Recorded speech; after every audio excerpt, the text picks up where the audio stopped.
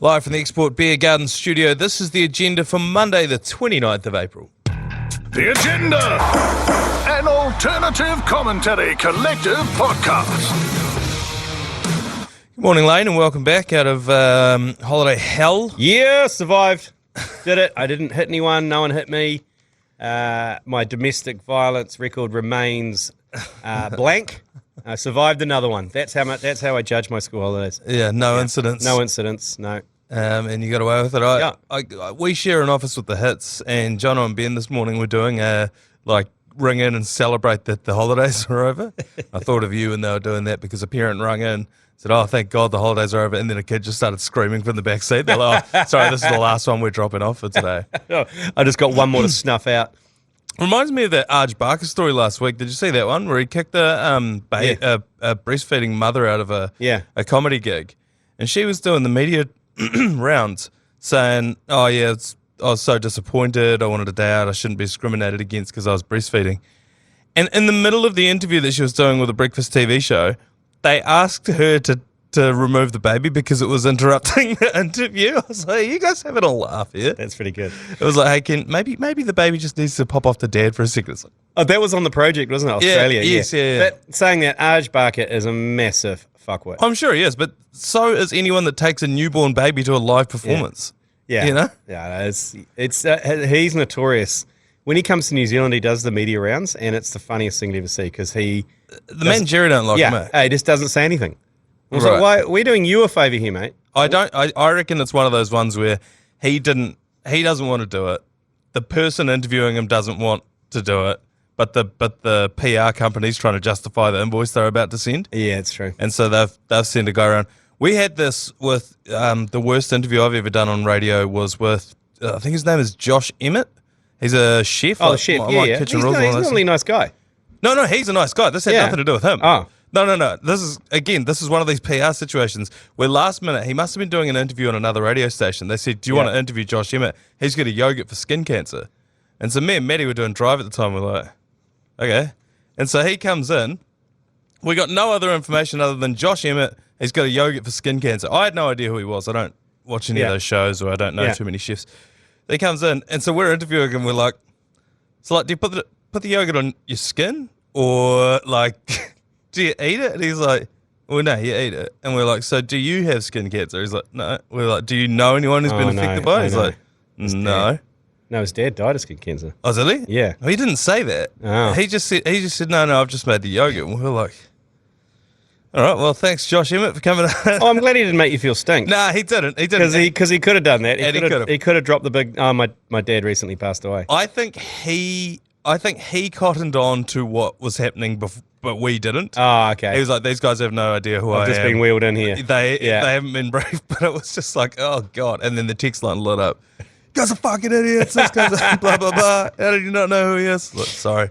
So, yeah. And it wasn't his fault. But anyway, plenty of sport across the weekend. It's sort of a disjointed weekend with Anzac Day on the Thursday. The Warriors played. We sort of dissected that one on the Friday. And now it's Friday night. The Crusaders, they got their second win of the season, 39-0. Apologies to anyone who followed me in on the Rebels. The Rebels winning that one. Yeah, it was treacherous of you, and the gods have struck back, punished you. Yeah, you'd be disappointed to know I actually didn't get on that on my own account. It was paying $4.20. It had to be done. Yeah, that's right. And again, this isn't like none of these things are a shoe. And anytime you're getting on 420, it's more likely not to happen than it is to happen. The best part about this whole game, I don't know if you saw the game, but 30 minutes into the game, the Rebels hooked their entire front row. They were like, the coach was like, I've seen enough. They had lost every single scrum, including one against the feed. They'd lost lineouts. They were just getting demolished. And it actually was the first time I'd watched the game in a while. And obviously, Cantab supporter, but that I actually enjoyed watching the scrums because it was just so one-sided. Just annihilating them. Yeah. And it was actually quite good to see. And I think the big thing is they've changed the way that they ref the scrums this year, where if someone gets rolled over, they'll just let the boys play. Yeah. If the ball's there and available, the ref will just be like, fuck it, let's play. Yeah. Like, I know some hooker's got his teeth buried into the turf here and he's about to, lose his ability to walk, but let's just play the fucking game because no one wants to see a reset. So I thought that was the highlight of the game for me. And then 60 minutes into the game, the front row for the Rebels had already been on for half an hour of game time.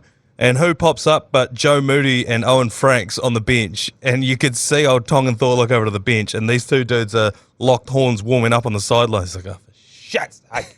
I thought I was only going to have to play half an hour. Now I'm going to have to play an hour, and then 200 tests of All Blacks front rowers are about to come on. And then Owen Franks scores his first try since high school.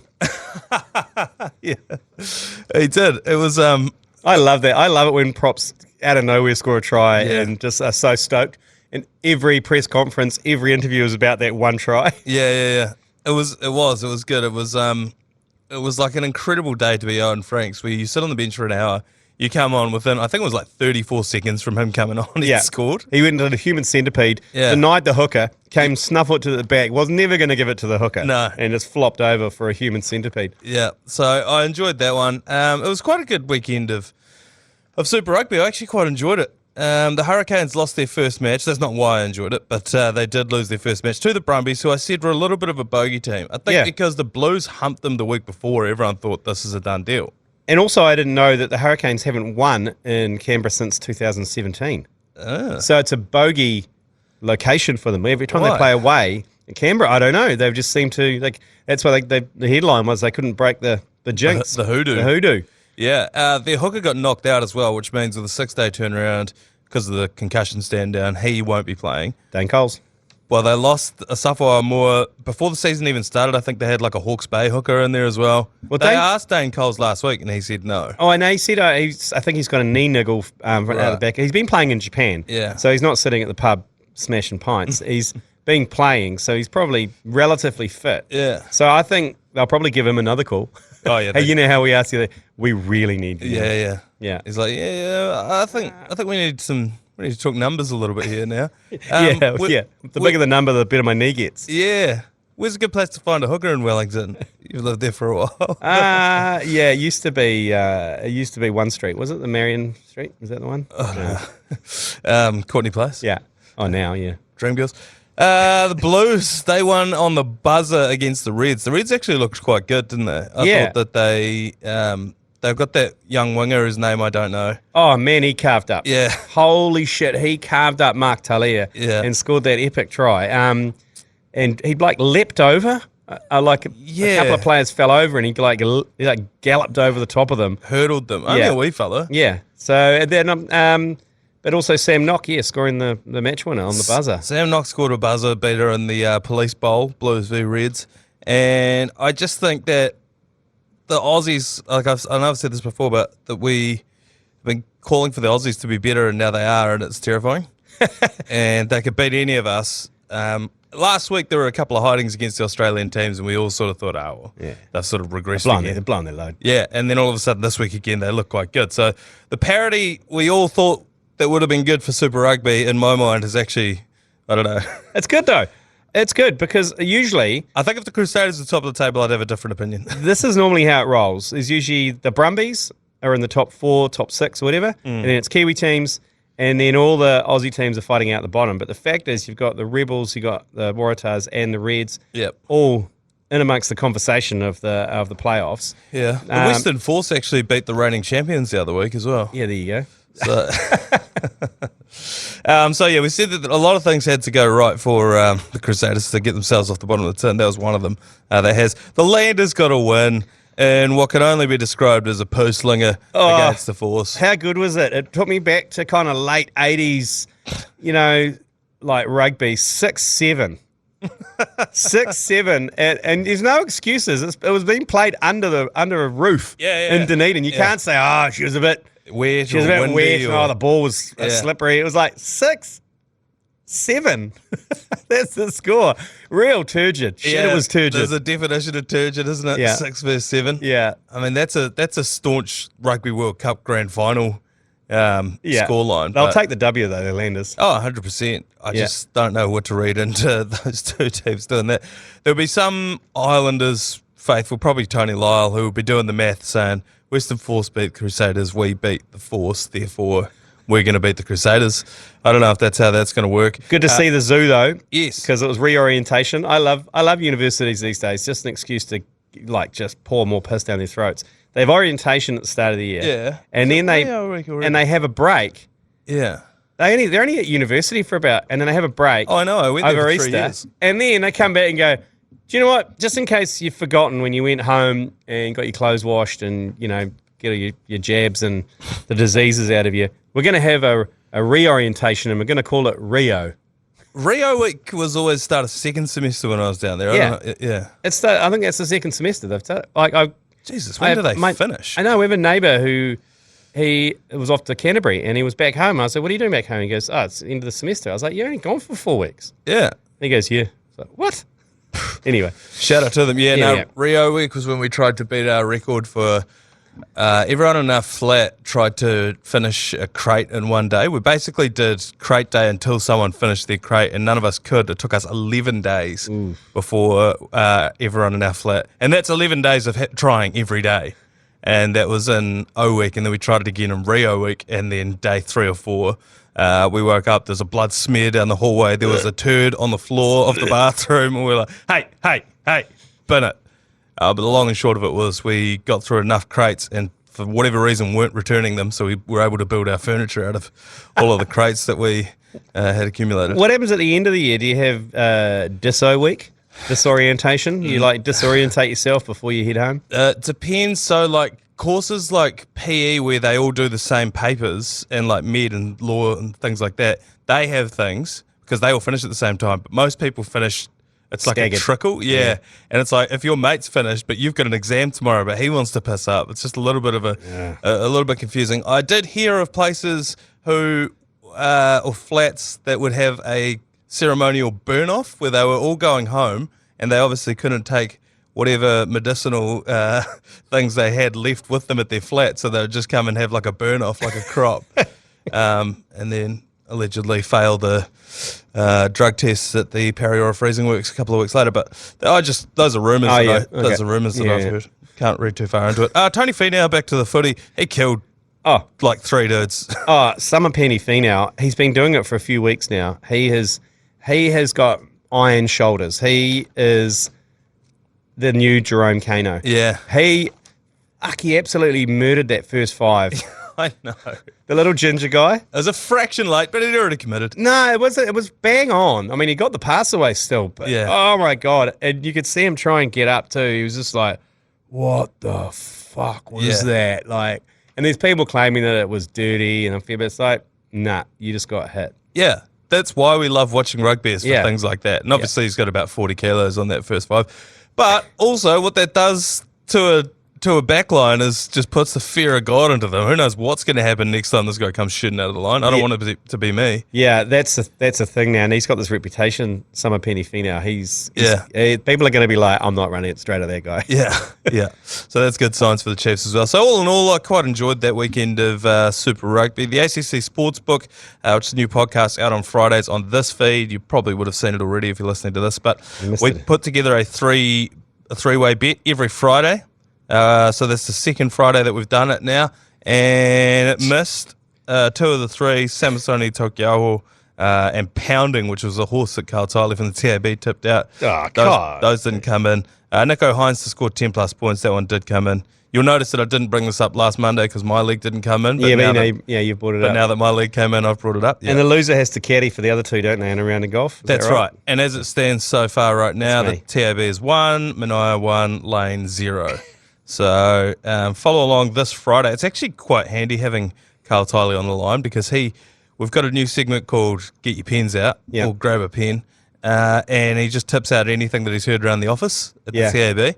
It's quite good.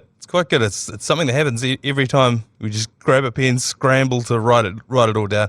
We've started chucking them up on Soshmed. What's my favourite is stats to impress the ladies.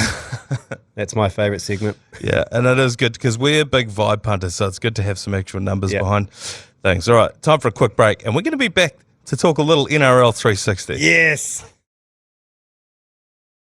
Rugby League journalist and pundit Paul Kent has been stood down by Fox Sports and News Corp Australia after being captured in what appears to be an altercation outside a Sydney restaurant. You may or may not have seen the video by now. I'd say you would have. It's been in every group chat that I'm in, every WhatsApp group, every fantasy league chat. all over social media. And it's basically him getting into a shouting match with some random, clearly outside a pub, clearly drunk. The pushing and shoving, the brouhaha makes its way across the road where he gets spun around and thrown into a tree. He lands in a gutter, somehow like comically upside down on his head in the gutter with his shirt up over his head. It's the most hilarious and embarrassing video that I've seen in a long time. And the top comment on anywhere that it's posted was got NRL 360'd into a tree.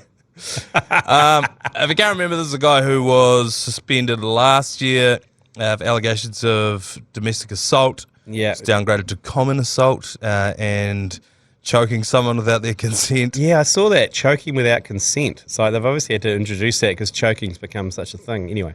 And so he was off NRL 360, but to be honest, like that show is just a bunch of guys sitting around shitting on athletes.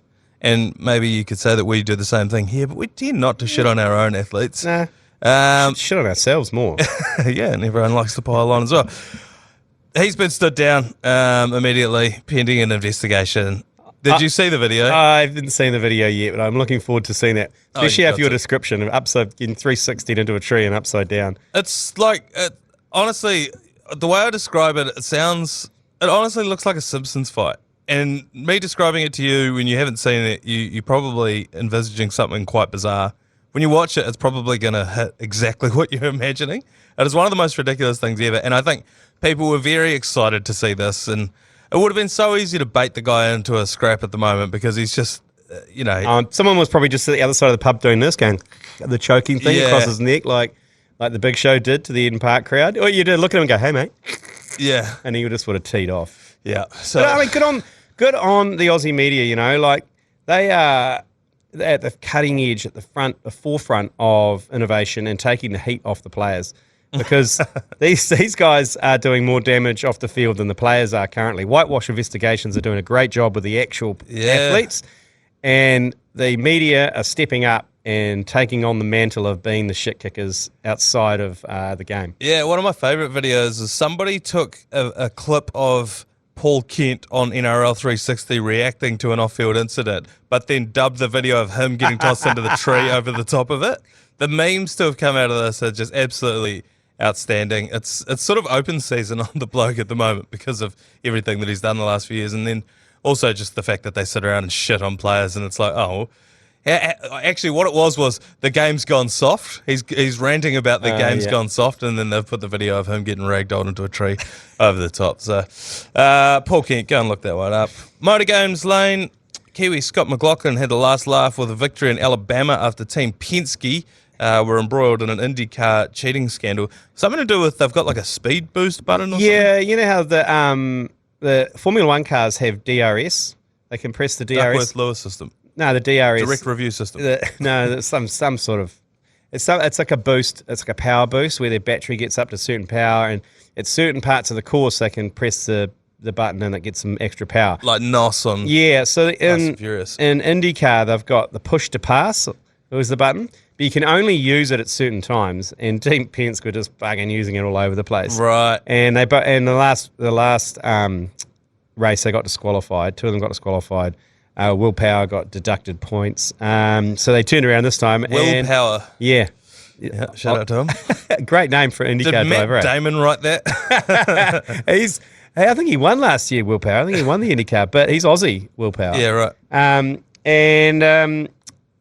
So they've turned around and just given the middle finger. They basically took out pole position, 1 and 2 on the pole, and then So you cheated and we still beat you. give it some jandals. Scotty McLaughlin did it without having to cheat. He claims that he never used it to an advantage. So the whole push to pass situation. The point of it is to encourage more passing on the track, right? Yeah. It gives them, because obviously all the cars are relatively the same. Yeah. So it allows them every now and then to push the boost button, and then it's kind of like on PlayStation sometimes when you can push the kind of The NOS button. the NOS and you can go a bit faster. Like my problem with motor games in general is I don't really like watching most racing of anything because there's so little action on the track. It's like it comes down to pits and blah blah blah. And Yeah. I'm not a car guy. I think it's the biggest problem. But I've always said if they would let you like shoot rockets out the back or oil slicks or whatever. These push to pass type things, that's a step in the right direction. I've got one for you. Yeah. I've got an innovation for you. Yeah. Now, having gone to the V8s in Taupō, and at the start line, before the V8s take off, they all rev their engines to full rev, and it's like this guttural, like, and it kind of rumbles through your chest, through your groin, and a lot of these motorsport guys, you could see they were visibly aroused. Yeah. Like, they were just, fuck yeah. And you could see, I mean, I guarantee half of them had a boner. Oh, 100%. So I had an idea. It's called the motorsport, the Tengers, the Fleshlights. Mm-hmm. Okay, but stay with me. Yep. Stay with me here, the motorsport Fleshlight. Now, the Fleshlight has the same kind of vibrations as a racetrack. So you can put a Fleshlight on. Big block Hemi engine attached to your Fleshlight. And do Bathurst. Oh. And see, you know what I mean? So the revs come through the, and then that changes down a gear. Your Fleshlight goes dung, dung, dung, dung. And then you've got to try and survive Conrod, which is like a long, and so it's on you and it's like going, and you're like, hold on. You've got to hold on before you get to the end of Conrod. And you could do like Monaco, you can maybe pick some short courses, you could pick some long straight ones. Some long gay ones. Some long gay ones. You could pick the Daytona where you just go round and round in circles if that's you. But the idea is that you can get off, because some of these guys I'm pretty sure get off on these engines and the vibrations and the sound.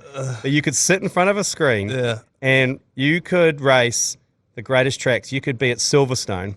You put your Fleshlight on. You're at the starting blocks. Beep, beep, beep. You're like, what? You got to last 50. So it would just be, I'm presuming this is just one lap. You're not doing 100 laps on this thing. It's up to you, I reckon. I think you call it the Conrod. The Conrod Fleshlight. The Conrod Fleshlight. But it's taking two great passions of people who motorsport, because there is something about that, the sound and the vibrates way your chest. Yeah, that actually you could. Yeah, so there we go. That's my new idea. Let us know what you think. The Fleshlight 500. Yeah, Fleshlight 500. I don't mind that. So you could go Formula One as well. Yeah. It depends what floats your boat. Off-roading. Yeah, you might like muscle cars. I mean, Dune buggy. Yeah. Like this all depends. They're all got different set tones of revs and. And are you picturing that you are watching the race at the same time, and so it's like set up? Yeah. So there'd be scope for perhaps like a gaming element of it, so you can drive the race like Gran Turismo yourself. So you don't want to crash it though. Maybe there's like a Donkey Kong Mario Karts version of it. Yeah, there we go. So that might bring you back into motorsport. That could bring you back in. Will it bring you back in? You know, you're on the fence. You know what? No. That wasn't the part that was missing. When I look at motor games, I'm not like, you know what? If I was getting jacked off, maybe I'd be into this. Well, that came out. Do you know that idea came out of the back of in Taupō? I don't know if you saw the video on social where I did a bit of a highlights reel from around the ground. And those people set up those little one-man standing tents next to the track. And they look like wanking booths. What are they? They're basically camping showers. But it was pissing with rain. These people would just set them up right against the fence. And so they could sit in the rain and watch it. Yeah. Right. So they sat in their chairs and they had these like shower tents above them, like they're kind of triangular. Yeah. But from behind, it just looked like a bunch of guys were in there just jerking off, like the jerk-off tents. So that's where it came from. I was like, what if you got a Fleshlight and attached it to the rev counter of a V8 and then just really gave it to them? Anyway. Food for thought. Black Caps tied the series with Pakistan over the weekend. Not too interested in that, but I am interested in this. The team or the squad is going to be named for the T20 World Cup very soon. I think the T20 kicks off in July, end of June. Yep. But in a inspired move from Black Caps social media team, it's going to be named by kids. Yeah, they teased this morning with a couple of kids dressed up in suits, in formal clothes, and a girl and a boy, that they're going to announce the squad at 2:30. Now, I'm a huge fan of the Black Caps, huge fan of cricket. This has no relevance to me. Nah. And I'm not sure who it's relevant to. Well, anybody who has kids has just spent 2 weeks getting absolutely punished by them. Yeah, I don't want to see little shit read out the teams. No one wants to see a kid read it out. I reckon go AI and bring back like WG Grace to read the team list, or Yeah. Don Bradman. Get Walter Hadley. Yeah. Get Walt the Salt to read the team out. I don't know. Maybe that'll get chatter. That would get chatter. Maybe Scott Wanick needs to come out and drag. Yeah. The drag queens have had a hard time recently after their book tour was cancelled. Their reading book club was cancelled. So well, let them read the Black Caps team list out. there we go. Now There we're you go. talking. See, why aren't we in these meetings? I don't know. Why aren't we instead? Probably because we talk about like Tenga Cups attached to V8 engines. That's true. But other than Well, that, we could cut that out and send them this podcast, maybe. But I don't want to hear a couple of precocious kids read out the names. no, and I suppose it doesn't matter. The interesting part is who's going to get named in that team. I don't think. Do you think anyone from this series has played their way into the team? Well, I heard a rumour that quite a few players turned down. There's 2 or 3 players turned down the chance to go to Pakistan. They weren't involved in the IPL. They weren't injured. They just said no. Right. And rumour has it that it was told that no matter what you do on that tour, you're not going to make the T20 squad anyway. So they said, well, why am I going to bother going? Correct. Yeah. And with a tour that was difficult to follow, unusual hours, and hard to watch, and it was drawn to all, my question, and I raised it this morning on the Matt and Jerry show on Hodaki, did it actually exist? Ooh, did it happen? I don't mind that for a conspiracy theory. Yeah, there we go. So 2:30 today. I mean, if you've listened to this later on, that would have been announced already, but look out for a couple of punishing kids on social. Yep. I think maybe we should just do our own announcement, maybe, see how that goes. Yeah. Okay. I don't mind it. All right, time for one more quick break. Oh, by the way, we'll be back tomorrow, obviously, to digest all of that. Quick break, and back with yours, please. Yours, please. Brought to you by Leader, home of the lasagna topper. Heaps across the weekend. Can't get to all of them, so apologies if we miss yours, but call the number one. Yours, please. G'day fellas, it's Wilson here from sunny Dunedin. I was just wondering, what teams do you reckon has the worst social media? I would say almost the Black Caps would be up there. But then on the other hand, what would be the best team that has the best social media? Love you, G Lane. Bye. Oh, a little love you at the end there. That was nice, wasn't it? Yeah. Best, last year, I really enjoyed watching the Moana Pacifica. Whoever was doing the social for that, because that was truly behind the scenes. And it was pretty raw, and I found it pretty awesome. And I thought if you were a young Pacifica player, you'd be like, I want to be part of this environment. Mm-hmm. I don't know who's doing it this year, because it doesn't seem as on the edge as it was last year, or behind the scenes anyway. Yeah. Yeah, I must admit, it's hard. It's hard with a social media account because people like the Black Caps, they've got over 1 million followers, of which the majority are Indian or subcontinent based. So I don't know how they try and pander to them, because you can't really monetize them or get them to games. And it's all pretty missionary. Most of them, like the All Blacks, are pretty missionary as well. Yeah. They use their content, the ability to use their content. They put out highlights, reels, all that shit. They try and do stuff on tour. Like I've seen a bit of kind of behind the scenes stuff on tour, which is okay. I think the Warriors are the best. Yeah. They do the best social media, yeah. Every other day they've got another post that comes out. They look slick. Every single moment gets celebrated, like every milestone game, every debut. I reckon they're leading the way with the social media content. The key is it needs to have a personality. Yeah. And usually that lies with the person who controls the account. With a person. Person. And that, I mean, our one is Joe Jury, and you can see how much of a fucking sicko he is with the state of our stuff. Yeah. But that's in line with most of us. So he's got the same, I mean, we send him most of the content he reposts anyway, and he gets blamed for it. So that's why it all depends on personnel, really. Yeah. And I reckon that's why potentially the All Blacks and the Black Caps ones are so dull, because they just a bit too afraid to have a personality and rely on a person to actually bring something in. Yeah, 100%. I would say the Black Caps are probably the worst. Case in point, we were just talking about it before the break. Yeah, and I quite like it when they have pops at each other. I quite like it. I quite like the Blues at the moment in Auckland Rugby having pops at the Crusaders. That shit I enjoy, because it's not serious. It's fun, and having a pop back at them is good. Like creating that rivalry is what we need, rather than fucking Crusaders wanting to put death threats out. It's just get involved in it. Yeah. Get involved. I mean, a good response is, we're coming. Crusaders are coming. Here we're coming. They're coming. Because the Hurricanes lost. Crusaders won. Yep. This is the turnaround in the Netflix series. This is the montage. This is the weekend where it turns around. I've been saying it. Don't be surprised if there's a Netflix crew following the Crusaders around this season. Yeah, there you go. Another caller here. Yours, please. G'day, ACC. It's Nico here. I've been punishing Manaia all season about Phoenix chat. And to his credit, he stepped up to the plate. But now we're in the time of need. We need Grim Lane to come in to bat for us. Can we send him over to Central Coast, the big bottle stadium, potentially in a Skyhawk? The Knicks will crowdfund it. And drop him off with some Export Ultras just to support Central Coast on Tuesday. Like, we'd really need this. We'd really love to win this league. So please, G Lane, Condor calls for aid. Man, I'll do that for you, mate. I'll do that for you. The Mariners on Wednesday night, they just need 1 point to take out the minor premiership of the A-League. Yep. Phoenix did what they had to do. They won 3-0 over the weekend. They did their job. Now they're relying on the Mariners to shit the bed Wednesday. Yep. Look, I'll do that. I'll do that for you. But like you mentioned, I have no allegiance or passion towards the Mariners.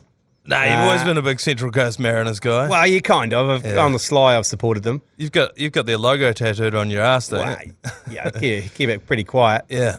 I'll be happy to do that for you Phoenix fans out there, for you Knicks fans. But it's been a great season for them. It's kind of they've only really I do feel for them the fact. I mean, we don't talk about it much because you're right. It's a little bit of a blind spot for us. Yeah. But we're looking to rectify that. But saying that, I would say mainstream media have pretty much ignored it up until they actually worked out that, hey, they're actually winning the league. Well, despite the fact that they were leading the league for most of the season. Yeah, I know, but it seems to me like I've only really started reading about it the last 4 or 5 weeks. Yeah. As it started to get to the crunchy end of the season, it started to get a bit more. And that guy they played last week went to jail. Oh yeah, for quite some time. But imagine if the Warriors were leading the league for 10 weeks yeah. and then won the premiership, you wouldn't be able to fucking get away from WAF fever. I think there's another way to fix this, and it is you send Matt Heath over to start the Central Coast Pinot Marinoirs, and then thereby ensuring that they lose. I reckon that could be another way. You said you were going to mention those guys anymore. Sorry, I just got a missed call from him. So, you know what? He can cop that one. Another caller here. Yours, please. Yeah, g'day gents. Hey, with Dunedin having the zoo and Eden Park having the East Stand, Christchurch used to have the DB Stand or the Tui Stand. With the new Takaha Stadium coming online, what's our new stand going to be called? The one where all the degenerates go and drink beer and have fun and support their team. I don't know, just chucking it out there for a topic of conversation. Cheers, boys. Cheerio. The Ultras? Yeah. I know they've got a bad rap, the Ultras, over in Europe. They're the hooligans. Right. The Spanish Football League. My mind went to Export Ultra. Yeah, well, no, that's exactly what I was thinking, the Export Ultra Zone. And they call them the Ultras, but they are known as a kind of quite a violent football hooligan firm. Yeah. But the Ultras or the Ultra end, can you tell me this? Is Takaha Stadium, is it going to be purpose-built rectangular sport ground? I believe so. We drove past it the other week. Yeah, okay, good. We can see the It's not going to be some round hybrid shitter. No, I don't think so. Okay, good. No. Well, I don't know. I mean, it's hard to say from looking at it. Someone was telling me that it's going to seat like 50,000 people. I don't think that's right, is it? It doesn't look that big, but I guess they've only got half of it up. Yeah, I like this person's thinking. I mean, the East Stand in Eden Park hasn't been a hotbed for fucking years. No, it's been policed into oblivion. It's becoming the South Stand at the Warriors, although all of the stands at the Warriors. South Stand is where it's at. There's some loose shit going on down there. Yeah, there is. I guess that until the stadium's built, we know which end we're talking about. Yeah, I think let this thing evolve naturally, because as soon as you start forcing it, then it's going to be a bit corny. I think let it happen. I wouldn't mind like a bit of a West Coast. So maybe the West Stand is the West Coast, and you're a coastie if you stand in the West Coast. Because I'm just trying to think like, what are the rowdiest parts of Canterbury? Oh yeah, I mean, who's the loosest Cantabrian ever on record? Loosest Cantabrian on record, like the Norm Maxwell end. Yeah, maybe the Norm Maxwell end. Go Maxwell. Yeah, the Maxwell end. The Scott Hamilton end. Yeah, I don't know. I'm going to go Maxi end. Yeah, I don't know. Yeah, I don't know. Somebody will have a better one. Send it in on voicemail. Once we know the directions of it, though, I think of where it lies and which end it is at, because it could be the Hagley Park end or it could be the... Yeah. I don't know. Someone Good question, else, It's a great question. Another one here. Yours, please. Good afternoon, lads. First time caller, long time lurker. To add to your callers' Mount Rushmore of New Zealand sports people, the glaringly obvious choice is Sir Peter Blake. Great moustache, great yachtsman, great Red Sox. Keep up the good work, lads. Yeah, I guess, we missed out. Sailing with again, we missed out because you'd also argue that potentially Russell Coates, very dangerously unpopular man in New Zealand, but what he did for America's Cup is almost a little bit more than Peter Blake. Peter Blake had a bit more mana about him. Yeah. And the story as well. He get killed by pirates. Getting killed by pirates is... It's pretty hardcore. Probably, I don't know, if I was a sailor, that'd probably be my one wish. Yeah, that's true, actually. It is like, well, how do you want to go? Killed by pirates. Like, what do you do as a podcaster / commentator? Just have a heart attack. have a heart attack in the booth, yeah. Because that was the Rushmore, and on the Rushmore, I think we had Paddles, McCaw, Jonah, and then we're looking at Sir Peter. I mean, it's very misogynistic of you to have picked 4 dudes, Manaia, and that was called up last week, you misogynistic pig. It was. Lisa Carrington was thrown out there, and if you want to put Lisa Carrington in there, Dame Val as well, I'm not going to argue with you. Because this is a personal thing. It's your own Rushmore, isn't it? This is not a Rushmore we're going to put up. Well, this is the thing about Mount Rushmore, is that the guy who put it up, it wasn't like the first 4 presidents or like the best. I think he just picked 4. His 4 favourite. Yeah. Or maybe the 4 that would look funniest. Yeah. Or maybe he ran out of funding after 4. I don't know. But the point is, it's personal to you. And anyone who's won heaps of medals at the Olympics, I always look at that and just go, look, obviously don't want to take away from it, but I'm like, Michael Phelps is only the most decorated Olympian because Usain Bolt couldn't run in an egg and spoon race, because he couldn't run in a 3-legged race, because he couldn't run in a backwards race. Swimming's the one sport where it's like he's the greatest Olympian ever because he could swim forwards, then he could swim forwards with both his arms at the same time, then he swims backwards. It's like, okay. We established he's the best swimmer. Like, why do we need 15 different ways? Anyway, I digress. In terms of the Rushmore, I've heard some pretty disgusting behaviour going on in the office recently. I've heard a group of women talking about their office Mount Rushmore. Oh. Yeah, which I find disgusting. Personally, is that people with the best work ethics in the office? Is it? Oh, is it? I thought it was. I thought it was more. I thought it was more shallow than that. I was more angry that I was nowhere near the Rushmore. But guys would never do that. No, that's disgusting behaviour. We got another caller here. Yours, please. G'day, lads. Manaia, given your full-throated support of Canterbury Rugby, where's the merch? Where's the eye patch? Where's the Canterbury Rugby eye patch, considering that you're a one-eyed Cantabrian Rugby supporter? Hooroo. Yeah, I think this is a great idea. You got to lean into it. There's a massive missed opportunity, and I feel like this would sell like hotcakes for people that want to buy them as a joke gift for a Cantabrian in their life. What I think there's an opportunity. You know, you can buy the sunglasses or the glasses that look like you can't see through them, but you can. Oh, usually Americans wear them with the American flag on it and stuff. Yeah, right. Or people have the googly eyes, so you can, Yeah. You could do that with glasses, and one of them could just be black, but you could still see out. So you could go to the game. One of them's just the Crusaders logo. Yeah, and it's just blacked out this eye, but you can still watch the game. So, because I think the thing with that merch is it's actually quite hard to watch a game with one eye, like the whole time.